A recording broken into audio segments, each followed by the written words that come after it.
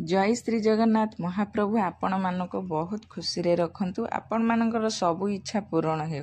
मु आज मोर छोटिया वीडियो करने को चेष्टा करिछि, केमिति लागुछि प्लीज कमेंट रे मते निहाती जनइबे। मोर इच्छा मु भी वीडियो बनै पारिबि कि केवल आपण मानक आशीर्वाद आ भल पाइबा निहाती आवश्यक। प्लीज मते सपोर्ट करंतु।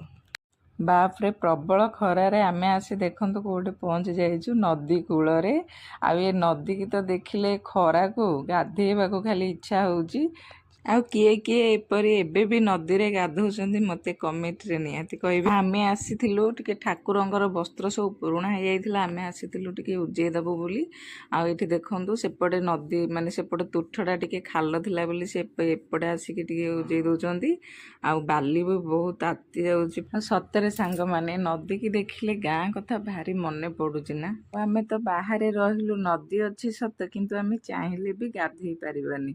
आ एठी आमे विसर्जन कर देइछु। आ ये मते एठी सब देखैकि नदी विषय सब कहउछंती पिला दिने आमे केमिति नदी रे सब एपटु सेपटु पहरी पहरी गाधौथिलु। हो सांग माने हमर तो एबे विसर्जन सरी जाइछि, आमे एबे बाहरिलु घर को। आ मोर एई छोटिया वीडियोटी आपण मानकु केमिति लागिला कमेंट माध्यम रे मते निहाती जणैबे। रहुछि जय जगन्नाथ।